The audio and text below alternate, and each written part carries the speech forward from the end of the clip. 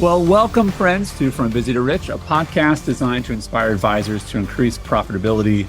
And today we're going to focus a lot on quality of life for those who you serve. I'm Andy Traub, and today we're joined by Wes Young, Justin Lakin. Good to see you, Justin, and a special guest that is not only a successful business owner and entrepreneur, but has also traveled a fascinating road to find himself where he is today. And that is Tim Kennedy. His hard work and passion have resulted in a pretty extraordinary life. Special Forces Green Beret, awarded multiple medals, title contender for the USC, ranked top 5 in the world, television host, perhaps the most impressive. I'm just kidding. But that's pretty cool. That's pretty cool. Including his own show, Hard to Kill, on the Discovery Channel. Those are all career highlights, but I'm pretty sure that his most meaningful accomplishments are husband, father, patriot. And so with that, I do want to throw it to Wes, who is on site with Tim. This is not camera tricks. They're together. Tim, punch Wes real quick so we know. Location. Yeah. Put him in a headlock and knock him out real quick so we know it's real. Tim, I'll submit that he would win in that. I got skills. They're just not necessarily all those. Not those skills. Great to have you, Tim, and Wes. What's the plan for today, my friend? Yeah, no, well, Tim, as usual, thanks for being on the show, man. Absolutely. It was exciting when we started talking about it. And, the one of the things that I thought would be great to talk about, because one of the things that I look at as I observe, your life and you and I, we do business together, and as well as, you've got a great book. And if you don't have, Scars and Stripes, you guys need to go pick it up. And, it's fascinating. But one of the things that we talk about a lot, because this is a success podcast for advisors that want to help people increase their profitability and quality of life and really move to an elite level, is we talk about this idea called normalize the new. And the premise is this, just for those listening to remind you guys, all of us have a normal. We have a current way we go about making progress in life. And all of us can have a new, which is a transformed way of going about doing the same stuff we do normally. And the big idea is that to basically recognize our future possibilities. The best way is not to abandon the normal necessarily. And it's also not to reject new, but rather to keep a healthy tension between those two. And one of the things I love, Tim, about you and about your story over and over again, this continued reinvention of yourself to another elite level in different areas of life by really embracing failure as a pathway to success, knowing that sometimes it's a failure because it just didn't work. The idea didn't work. Sometimes it is just because you didn't have enough reps with it and you had to master it and get better and be willing to go through that struggle. So I love that. And I thought it would be cool today to start off with you giving everybody a little look at what things look like today, kind of where you're spending your time, what you're excited about. And then also back and to rewind the clock a little bit and talk about how iterations and kind of the funny stories and things that work to kind of embrace failure on your pathway to success. Yeah, I mean, there's a lot of failure in there. And there's a lot of transitional moments where, I'm going from one completely as a modality, 100% of my effort has been focused on this thing. For example, when I want to be a world champion, got to fight for the world title 2 times and was on my run for a third fight to fight for the middleweight world title. And, didn't happen. I lost in a really, really terrible way against Yoel Romero, which effectively ended my run for the title. And this creates for a lot of people the end of their life. Professional athletes, the number in which they see bankruptcy at the end of their career is really, really depressing. We had taken a very different approach where we had looked to whenever the end of that career was going to be, almost with anticipation, because it would open up bandwidth for me to leverage, time, skills, resources, and also discipline, and this kind of hard work, blue collar approach to business, as a leader, and take that momentum and bring it to this next thing. So as a professional athlete, as that chapter of my life is closing, it accelerates me into hosting television, and then from television accelerating me into starting my own businesses and using each of the prior to launch me into the next thing. So of course I wanted to be a world champion. Of course I wanted to have the title and then people look and be like, that is the best fighter on the planet. I wanted that so desperately. when that didn't happen. I wasn't good enough. The timing wasn't right. Like I didn't peak whatever the reasons were. So I'm done making money at 38. Is that my plan? Yeah. Or is this an opportunity for me to take a platform that God has given me, and use that to accelerate me into this next thing, and then using this even bigger, broader platform to accelerate me into this next thing. And that's how I treated it. Muscles, failures, and pain are just this priceless commodity where, muscle, the way that it gets stronger, the way that you get faster, the way that you get mental resilience is to struggle and to fail. Yeah. Growth does not happen without it. The muscle recognizes that it can't do this thing that you're asking of it. So it sends extra white blood cells and it gives it tons more amino acids, and that muscle grows back stronger. So it can then do the thing that you asked it of it. That is, I think, we as a human condition in optimizing who we are as a person, we have to see that struggle to see that growth. And you just see that time and time again in my life. In your book, one of the key takeaways in one of the areas was that an ounce of prevention prevents a pound of cure. Yeah. And I know in fact, this may be a good time to Justin, for you to comment, because you and Justin, actually, this is not the first time for you guys to meet. No, it isn't. And so maybe give a little background on that. And then I'd like to talk about this because, Justin, this is one thing that you bring up a lot in the day-to-day on the financial planning side with development advisors. Let's just speak to that a little bit and maybe give these guys a background of you two. Well, I love that, man. Because one of my favorite humans on the planet. And we met in college, not to date ourselves, but a really, really long time ago. And where I was training at the pit at Slow Kickboxing was directly across the street from a place that he was working at. And he would hook me up with some extra food stuff. I was a struggling, poor, aspiring athlete that was going to college. And, he was in a position of grace of giving me a couple extra grams of protein post-workout. That was long before 9/11. It was actually during a time period when this serial killer in San Luis Obispo named Rex Krebs was going around. That's when he and I met. Then 9/11 happened, and that propelled us and compelled us to go into special operations. Justin and I, unbeknownst to each other, both enlisted into the U.S. Army Special Forces. And it's a really, really arduous, it is an uncomfortable path to go from a kid off the street to a Green Beret. And it's intentionally that way, as it should be.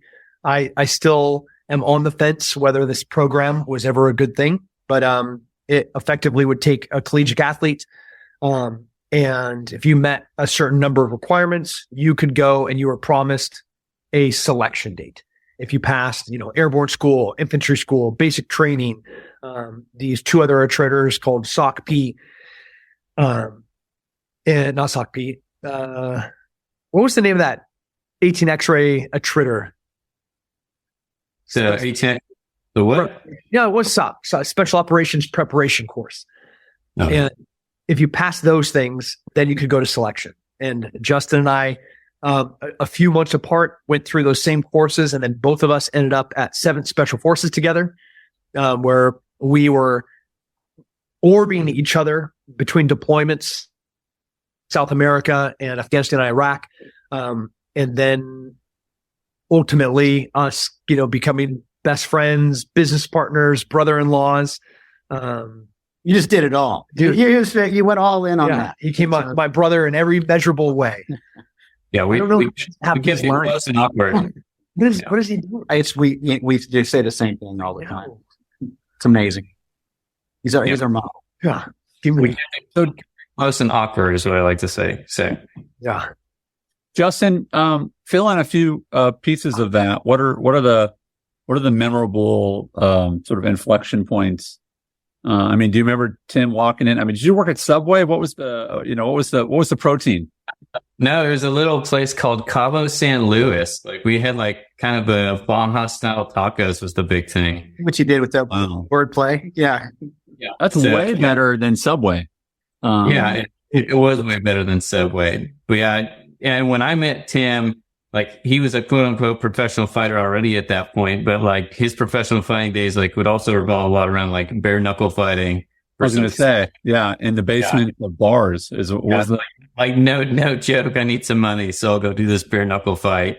I think that's he clawed his way up through some back streets to get to where he is today, and it's just he breezed through a lot there. But that process, if you look over 20 years, was like there was a lot of blood, sweat, and tears across the gambit from personal life to professional life that I've been very fortunate to see. And it's been so great for me on this end and awkward at the same time. Like I still remember the first time somebody came up and asked him for his signature for his autograph out in public. And I was like, why do you want his autograph? Like, I forgot, like people follow you now. But for me, like he's the same guy that I've just known forever. Always down to earth or whatever. It's been great to see him. He signs my face every time I see him. Just keeping muscle memory. I pull the shirt down. So, Tim, has Justin become a better wingman at this point? Because he's like, why do you want this guy's autograph? Tell me why Justin's a good wingman. Man, wingman's not the right word. I mean, there were periods of time when we were in special forces. We're at Fort Bragg, North Carolina, living in Fayetteville, North Carolina, also known as Vietnam. It is one of the most non-conducive environments for a professional athlete to try and exist. And why?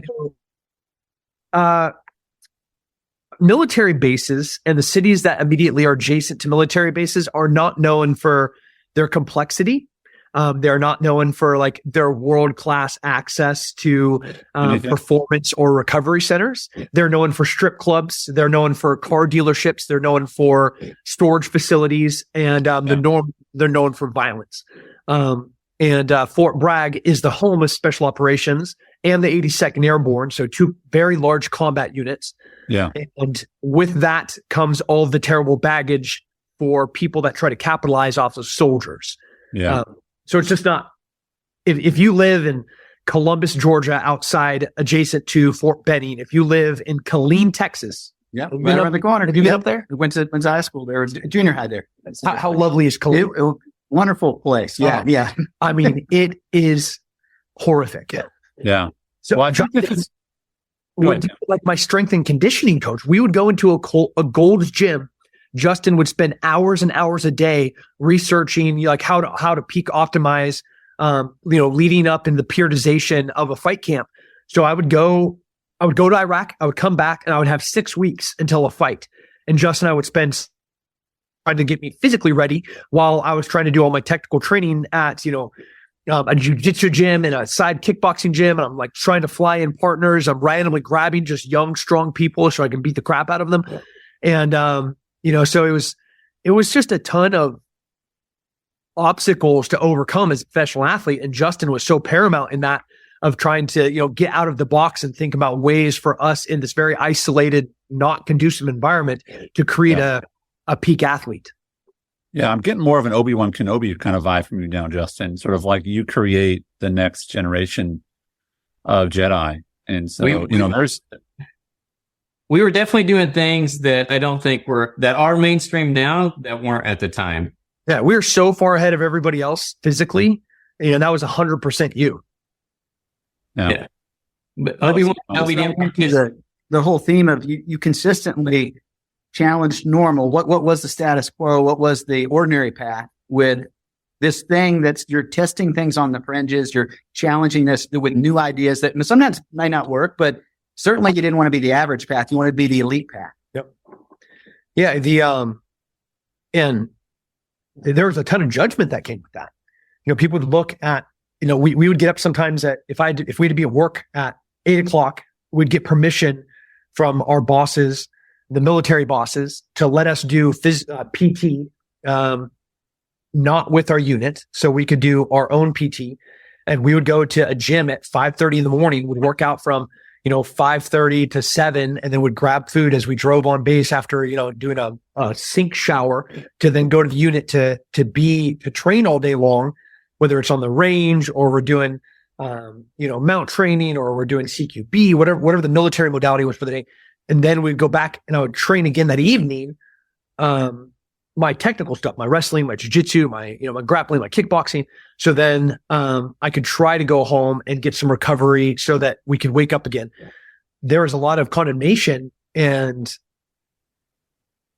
from the outside looking at, like, oh, are you guys special? Oh, you guys are so smart. You can do your own thing. Mm-hmm. So it wasn't that we were just challenging the norm. We were having to fight against, these perceptions about how we were spending our time, what we were doing. Like, hey, we're going to go to Hooters. Wait, what's the one where the girls dress? That's Hooters. Yeah. The teens would go out to Hooters for lunch, and one, I'm not going to be eating chicken, fried chicken wings or French fries and beer. And two, that could be a second or third workout for that day. And so we had to, it was hard. It was really, really hard to balance this. And there's still judgment. Guys come back today. Oh yeah, I remember Tim. He was too good for us. That's not the truth. I was working. That is Seth Godin, who's a great writer, great communicator. One of the things he brings up a lot is this mentality that can either be good or bad. And it's people like us do things like this. People like us, he goes, it's really good if you're around other really fascinating, interesting people that are moving in the same direction you are, that want to break into the new levels, because they're doing things and everybody kind of gets together and goes, people like us do things like this. So all those things that you don't do that get in the way of your next level of success, it has the ability, when you have the right people around you, to just, that's not as important. And the noise doesn't matter as much. The opposite's true too. And when you guys are such a minority at that time and they're all going, guys, people like us don't do things like what you guys are doing. Yeah. This is what we do. And I think that says a lot, because the average path is always going to have those voices. Yep. They say, no, you don't need to do all that special. We're all doing this. Yeah. You're balancing on Bosu ball while you're doing, strict presses. No. On Mondays, we do chest and tries. On Tuesdays, we do, leg presses and hamstrings. On Wednesday, that was the normal. And then Wednesdays, you're going to do cardio. Thursdays, we're going to do a team ruck.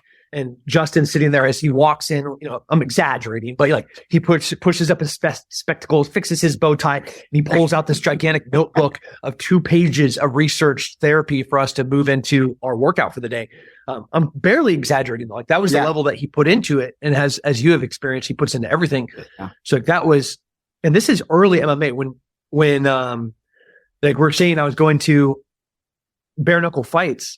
I'd be in San Luis Obispo, California. I'd drive 7 hours to Tijuana, would do a border crossing, and I would fight in a bar in Tijuana for $1,000 cash so I could go up and pay for my school books in San Luis Obispo. And, then I would get this next bill, which would be for me to pay for all the units of courses that semester. I did not have that money. And I was definitely not going to take, my wife and I both went through both our undergrads and graduate school without ever taking any money from anybody to do anything. And my solution for that at the time was I can go down to the Pechanga Indian Reservation in Temecula, California and do a bare knuckle fight. Oh, you'll let me fight 3 times that night at $500 a piece? Cool. I'll make $1,500 tax free. Yeah. You're on a reservation. You're on a reservation, so that's why it's tax free. It wasn't a tax issue. You're on an internet. You probably had a good financial planner who told you now. Yeah, super great one. Fight on the reservation. An Indian reservation because it was the only place that was legal for us to fight in the state of California in the late 90s and early 2000s. John McCain at the time was still calling it human cockfighting. This is long before the UFC, the rise of fame. This was us fighting to fight. Yeah. Crazy times. Wow. I want to ask about, and Justin, I want you to chime in here as well. Wes teaches a lot about you have to have a larger vision for what you want your business to look like, what you want your life to be like. And it seems to me like, Justin, you were a really important part of having a vision for Tim's training. And then Tim, you also had to have a shared vision for here's what I want to achieve. And I'm reminded, as I was doing some research, Tim, that you mentioned in an essay you wrote for some big, huge news outlet, and this is what you said.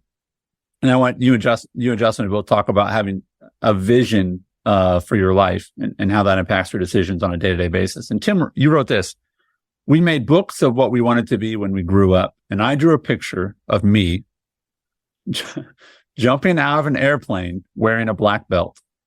I said I wanted to be a military karate guy, and I still have that book today."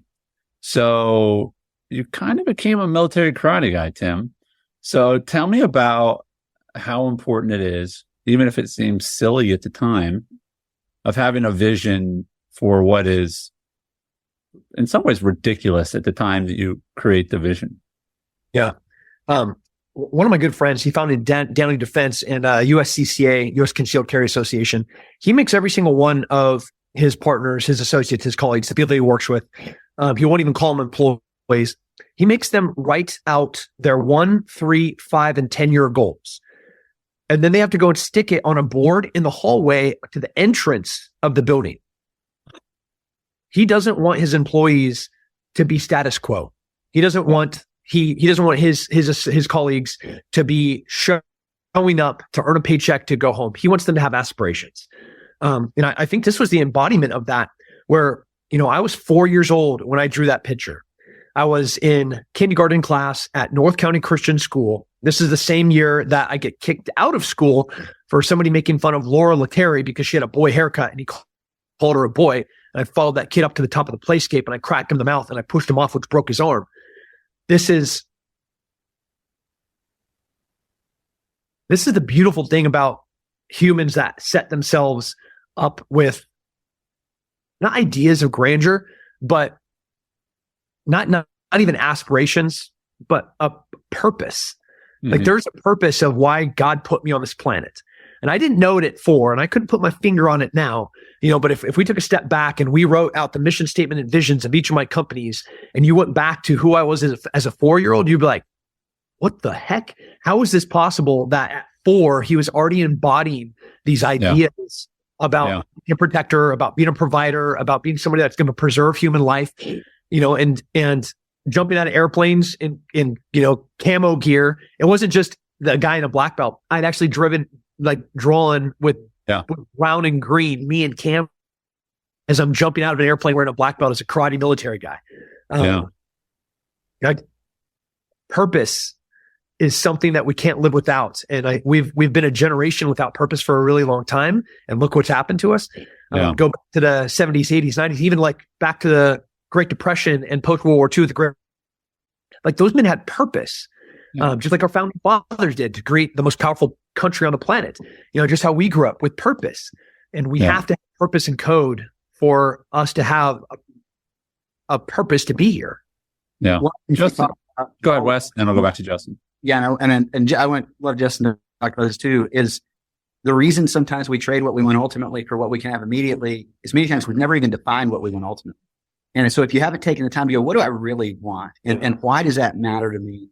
What you'll do is the noise of the day is going to take you in every direction and you'll be like everybody else and you'll follow the common path and you won't do the kind of things that God has put you on the earth to do and ultimately achieve. So I think that fits right in with just a great theme of, hey, don't inherit your future.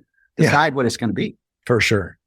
Justin, what does that look like for you? Because you were the one that went from, I'll give this guy a free taco to you're telling him, here's what we're doing next. And here's why we're doing it. I mean, it's quite the switch. You were in a position of power at that situation.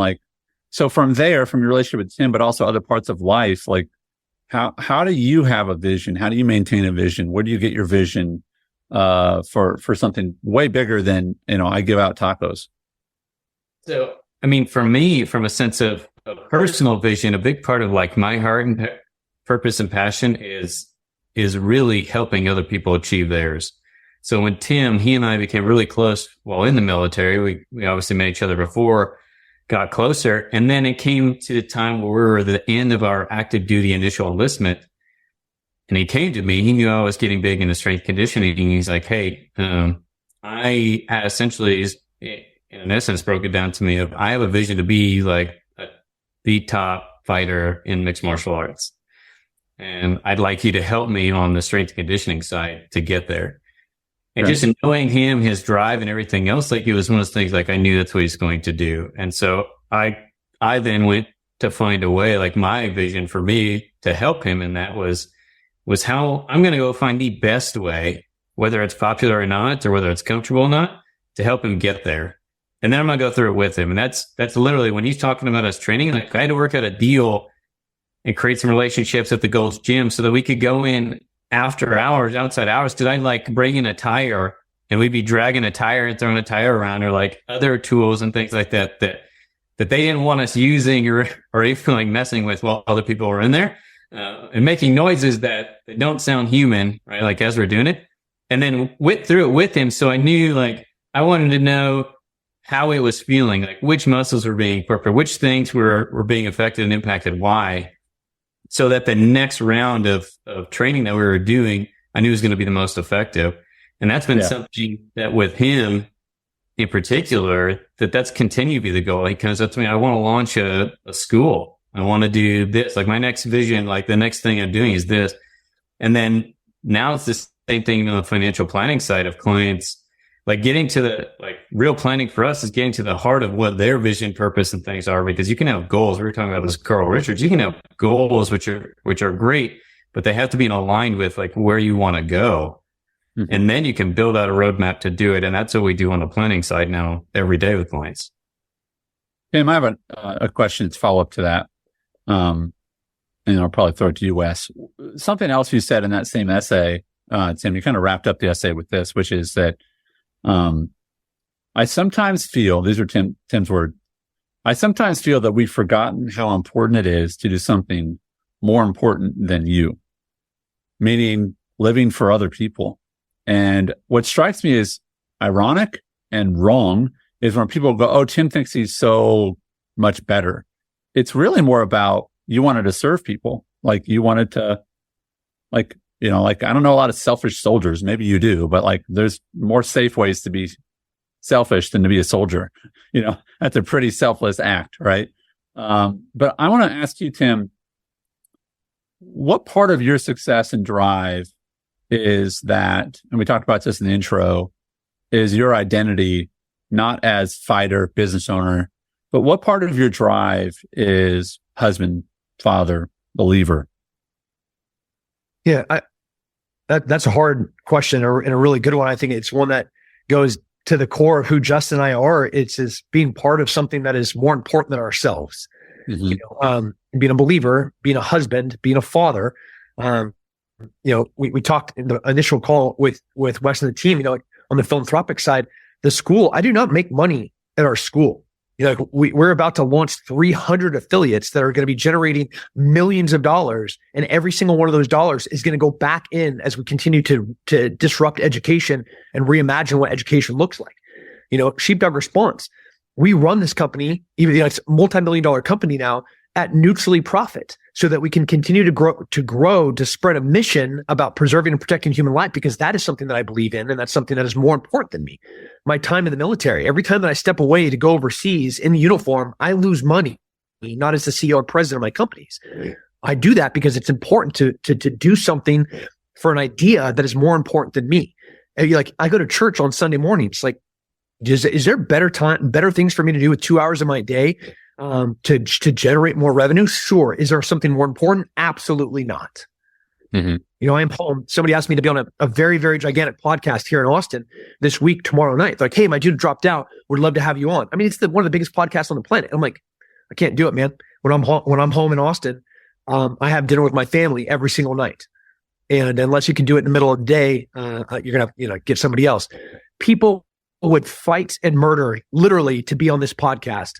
But no, I'm going to be home with my family because that is more important than me. And it's more important than my career. It's more important than anything else on the planet. So it is at the core of who I am as a person. It's at the core of my success as well. When everything is looking in about how I can be better. Like the worst way that you can build a brand is trying to do the thing that you think you need to do. And you lose the authenticity and originality about the purpose of why you are there. So what's the best way to build a brand? What's the flip of that? Make it about them, or what's the... To make it about the mission, to make it about this purpose, to make it about this idea that's more important than you. And like, those are the people that I'm attracted to. Like, is Joe Rogan doing the podcast for Joe Rogan, or is Joe Rogan doing a podcast to talk about these ideas that are important to him? Yeah. He does it for the ideas, like Jocko Willink. Jocko Willink on there was Extreme Ownership, writing this beautiful book about how to be a leader and how to take ownership of all the failures in your own life as your own problems. Was that for Jocko? No. It was an idea that he believed in, and he saw on the SEAL teams that he wants everybody else to have, and he literally just gives it away now. And yeah. So let's stick with that theme, Wes. How important is it, and what element does the ideas that Tim embodies and talked about there, which is that we forget how important it is to do something more important than just serving yourself? I mean, those are Tim's words. What does that play out when it comes to financial advisors who really could just make decisions, frankly, all day long that benefit themselves? They really could. The one thing we say all the time that is so critical is meaningful financial planning is about the alignment of the use of capital. Capital being time, energy, talent, money, relationships, with what you really care about. And people don't often do a good job defining what they care about. And the advisors come in, and here's our, like, one of our core missions is, don't come in with a 500-page plan that just does all the traditional things, that checks all the boxes, but never gets in contact with what the client actually, what's meaningful to them, what gives them life. Right. And light. And those are going to be things that transcend them. And so having those kind of conversations at a deeper level are critical to then aligning the things that they have going on in their life to what really is going to make the biggest difference, to what they actually care about and the difference they're trying to make.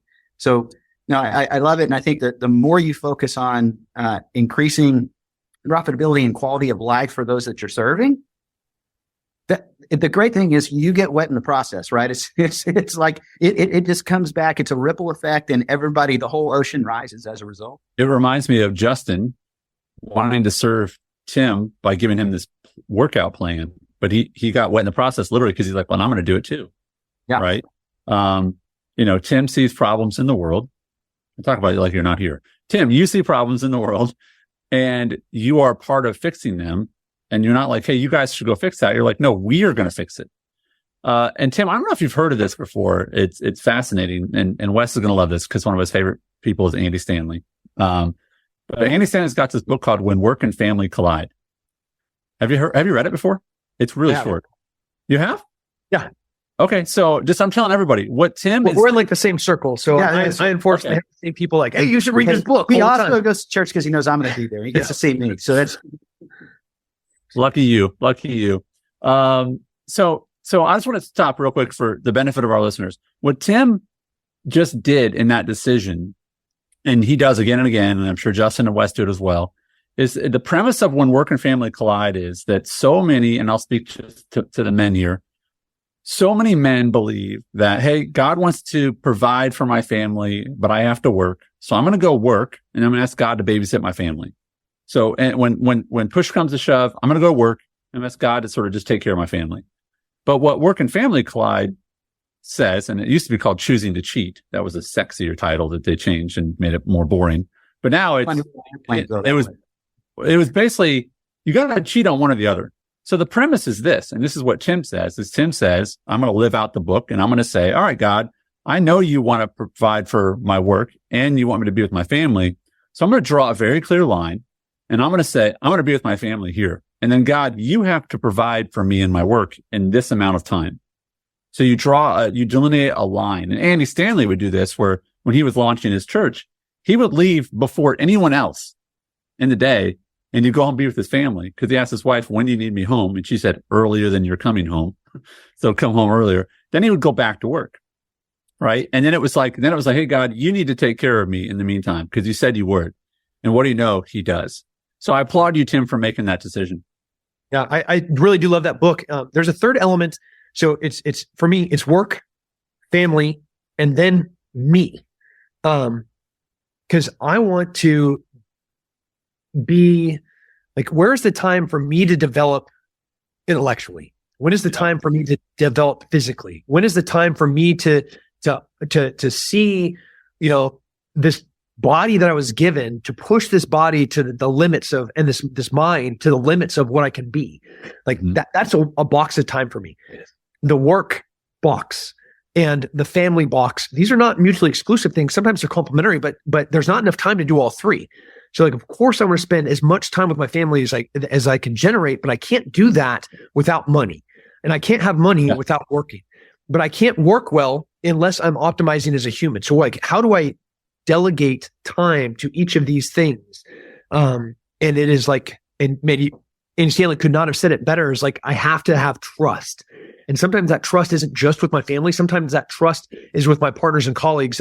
Like somebody like Justin that can step in. I did not have the time to do the planning for me physically. Or when he came on here and was the COO of this entire organization, and I did not have the time to do the logistics and operations of running 7 companies at the time. But Justin came in here and ran them 1,000 times better than I could ever have. It's like, but that took trust.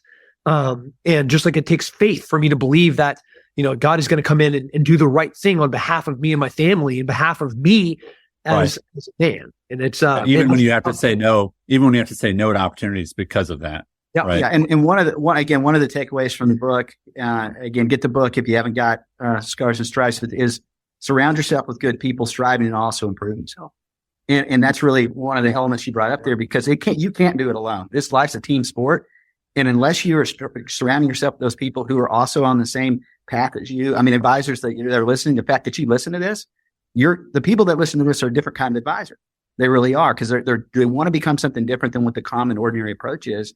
And there are classes and things that we teach who are you training with? Like who is a part of your life that's helping you become better? And are they on the same trajectory you are? So I love that. And Andy, I think, couple of things I want to do. I know we're running short on time for this. I told Tim it would be 5 hours, and he's used to that. He's been on Rogan. There's no rules on Rogan. Clearly no. But just go. Yeah. And go. but I promised him it would be, between 30 and 40 minutes. And so with that though, I think, Tim, you just talk a little bit about today, some of the things you're working on that get you real excited that you want the world to know about. Yeah. One is disrupting public education in the current form that it's in. I just don't believe that it's possible for you to raise a generation of children that hate their country and question who they are as people, that are then going to ultimately be successful contributing members of society. So like something has to change. It's a broken system. The Department of Education has been broken for a long time. We've never 800% increase in homeschoolers in 2 years. Like, that's wild. Can you imagine an 800% increase in anything in our financial world? Wow. Yeah, give that to me all day long. Yeah. So like parents are waking up and realizing that the goals of public education are not aligned with what is best for their children. So I've stepped in with my partner, Matt Boudreau, to create this organization called Apogee Strong. We have one physical school, and by the end of this year, we'll have 300 physical schools. And we have an online mentorship program, apogeestrong.com. So we are trying to disrupt and reimagine education, which is a big one. And then is trying to create the strongest America we possibly can. So I do that through Sheepdog Response, through organizations like the Independence Fund, the Veterans Justice Initiative, and one that I work for a lot, Save Our Allies, where we go overseas and try to rescue Americans. Almost had to go get a bunch of missionaries that were stuck in Niger during the current coup. If you're a missionary, please make sure you make good decisions about where you're going. Otherwise, it takes people like Justin that have to go there to get you out. So don't waste our time. So, hey, can I ask you real quick? Spell the school website. Like, where? Tell me about that one real quick. APOGEE Strong STRONG.com. Okay. All right. Apogee Strong. And we'll link in our show notes. So whatever app you're using, they'll be there. But I just know that people want to know that one. The other sheepdogresponse.com. So I have to ask, and we're going to run a little over on time, but no one cares because everyone loves what you're talking about, Tim. So sorry, you're being too useful. It's your fault if we run long. Okay. So here's the thing. How do you go from 1 to 300? Just real quick. Like, you kind of spoke like that's normal, and that's not normal. That's like Subway didn't go 1, 300. So how are you going from 1 to 300? Well, we have to do 1, 2 to 300. Oh, okay. That makes way more sense. Never mind. Next question. No, explain. So truthfully, it was, let's build a concept and then take this concept and get a proof of concept. Year 1, this concept failed. I literally had to fire everybody that had anything to do with it. Justin and I had to go like line by line, name by name, and just hack.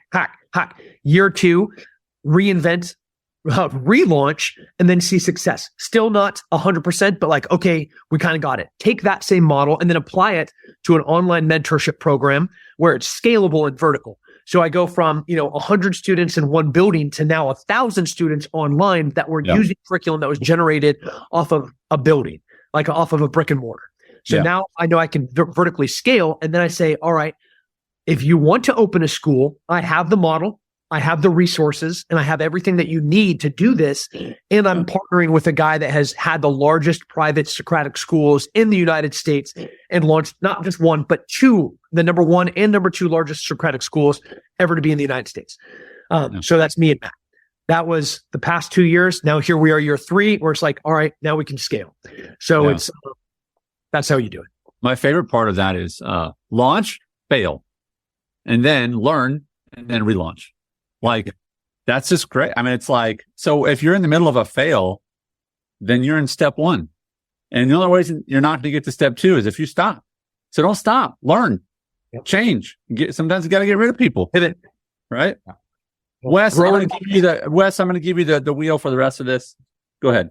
Yeah, no, I think, one, just again, thanks, Kim, for being a part of what we're doing. And Justin, for, again, you being a part of this is a unique one. So it's a lot of fun for me to be able to be here today. And, I think. Oh, Justin was right here. I know. We'll pretend you're here. We'll put a picture. Photoshop.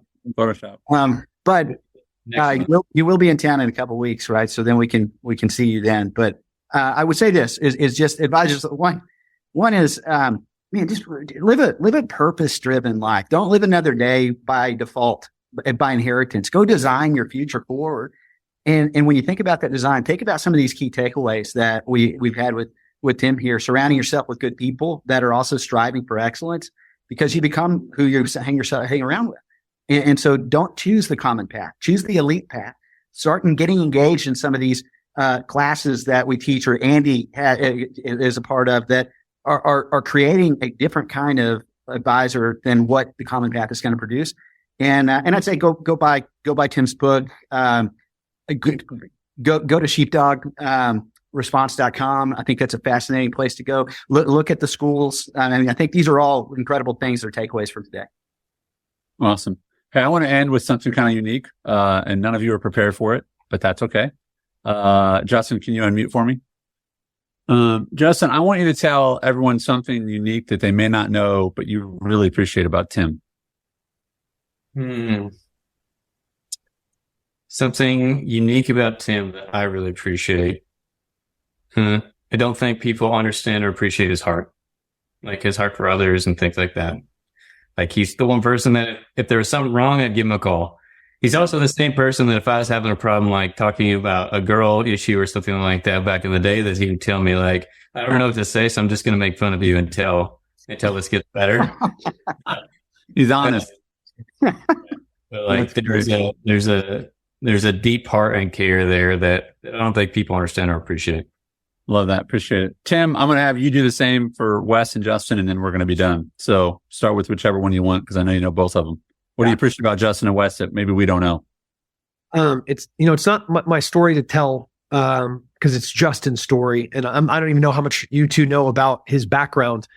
He came from, every time, he's my litmus test. It's him and my friend Chantry. Every time, and my wife Ginger and Justin's wife Lacey. Every time somebody's like, man, like this, you came from this privileged position, and of course you're able to be successful. I was really blessed to have amazing parents and to come from a world that was successful. The foremost important and powerful people in my life came from the opposite of that. Justin's one of those. He truly was in the most compromised position as a young man, with no resources, with no support, with every single thing working against him. The opposite of privilege, and to see where he is academically, to see where he is intellectually, to see where he is spiritually, to see where he is as a father. There was no roadmap of, like, I had a beautiful roadmap from my father about what it looks like to be a faithful husband, how to be a good father, how to be a contributing member of society. Like, I had a beautiful roadmap. Justin had to do that by himself, cutting his teeth in a world that would eat him alive. And so he has been my litmus test for everything. I joked with him, what was that, last week, Justin? Where I texted you and I said, you often are my, not what would Jesus do? It is what would Justin do? Yeah. I serious. I texted him that last week or 2 weeks ago. And he's like, and again, like out of humility. Yeah, I think you got that backwards there, Tim. Right. Yeah. But I meant. That's and great. if Justin will let us, there is a great podcast of Justin telling his story that we can link to as well, because I think that'd be pretty cool. But Absolutely. That's okay. Well, And then- Justin, you're in charge of show notes, so don't leave it out to be humble. All right. Your part of your job is to make sure you put the right notes in, and people are going to be pissed off at you if you don't put it in there, because we want to hear more about your story. Last thing, Tim. I got to do Wes still. I know. Last thing, Tim. What do you appreciate about Wes? And then I'm gonna say goodbye. Yeah. I'm a guppy. I'm a small fish in the world in that you guys work with. And there was a lot of grace and those might even be mutually exclusive things within your guys' financial world, where a financial advisor coming in to look at how a hairy-handed knuckle dragger is running a variety of businesses, and with grace be like, hey, maybe we do this or we do that, or let me do something that I think, like, I don't trust him yet. I haven't known him long enough. I've been embezzled by I don't know how many partners. What do you think, Justin? Like, too many to count now. So like it is early but the first indication where it's like, okay, I think I can continue down this road was the grace in which he treated my wife and I as he helped correct decisions that we were making financially. Mm-hmm. That is not, I think, a common characteristic within your guys' world. And it was a refreshing one. I still don't trust him. I still might murder him, but we're on the right road. Well, I'm glad you haven't done that yet. And yeah, I think that's lots of life insurance. That's right. Yeah. Yeah. Wes's wife is like, whatever, we're good. We're good. Well, Tim, thank you so much. Justin, thank you for helping make this happen as well. Wes, as always, thank you for, setting a vision for the show, and for working to get Tim there and here. And for those listening, I'm going to make a few specific things and encouragements. Number one, spend some of your money investing in yourself so that you can then help other people by consuming some of Tim's content, whether that's the audiobook, the physical book, whatever it might be. Get something that's going to challenge you. And I think that those are Tim's published words in whatever format, but go get it. Don't hesitate. Do it now. And then the other thing is that I want to encourage you just to continue to follow along with the podcast, and take what Tim and Justin and Wes have shared today to heart, and go find some people that make you uncomfortable because they care about you. Those are good people, and you can never have too many of those, and most of us don't have enough. So with that, Justin, Wes, Tim, thank you for your time today. Folks, thanks for listening, and we'll see you on the next episode.